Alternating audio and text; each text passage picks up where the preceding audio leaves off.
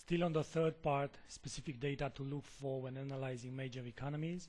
And this is chapter 3.1.22, CB, Consumer Confidence in the United States. CB stands for Conference Board Incorporated. Basically, it is a company, and this indicator represents a composite index based on surveyed households. So keep in mind, surveyed households.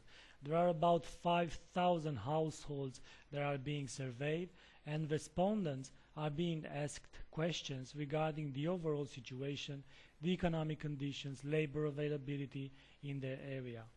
Information needed for composing this indicator. The result is a composite index that reflects the level of consumer confidence, and it is closely watched by traders because it is directly linked to financial confidence, and we know by now that financial confidence is influencing the all-important consumer spending.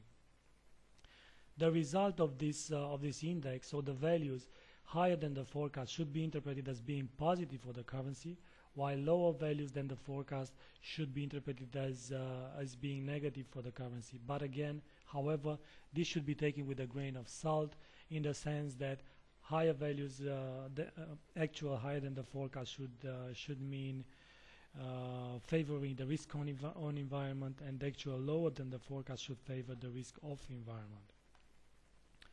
The most important things to take into consideration is that the release date of the indicator is on a monthly basis, on the last Tuesday of the current month. So here we have quite a fixed day for when the release is about to hit the market.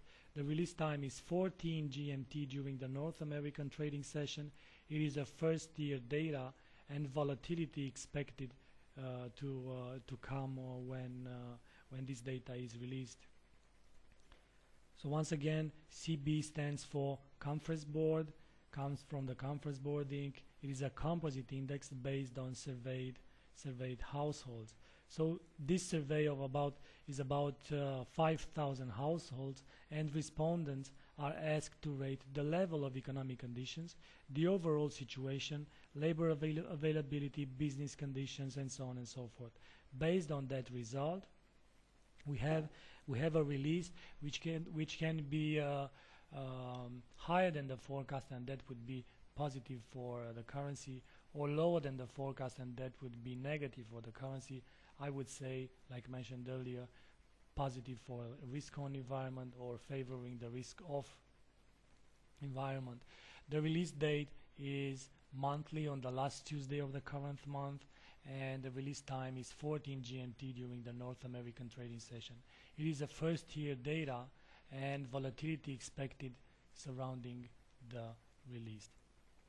Looking at the past 6 months worth of data, we have on the horizontal, we have the last 6 months, starting with February 2013 and into July 2013. And as you can see, we are having quite strong consumer confidence, and it starts in March with levels of about 60, and then 60, 70 for May, over 80 for June, and right around 80 level for July. Now this is important because these high levels of consumer confidence, remember, show a direct link to financial confidence, and this financial confidence is influencing the all-important consumer spending. And if the consumer spending is rising, then we have all the chances in the world that we are looking at a pickup in economic activity in the United States. And what would mean? Well, that means that the tapering will be on deck again for this fall. Like many predict, it will happen in September, or some will say it would happen in December. The thing is that there is no discussion that there is not going to be a tapering of the quantitative easing program. You know, the United States is running an $85 billion program on a monthly basis, and there is talk that this amount is going to decrease starting with September. Now it remains to be seen with how much, but judging by the latest rumors on the market, we are looking at a possible 20 billion decrease, so from 85 billion to come down towards a 65, 10 in mortgage-backed securities and other 10 in treasuries. It remains to be seen if the amount is going to be that big or lower, and how this would influence trade. We'll move on with the next recording to the new home sales, another indicator that we are looking on when analyzing economic data in the United States. And the new home sales are important because they represent the annualized number of new single-family homes. So new single-family homes that were sold during the previous month. So refers to the housing data, and everything that it relates to housing data is important because traders are sensitive when it comes to housing data. Based on the last financial crisis, we are still feeling the effects on our economy.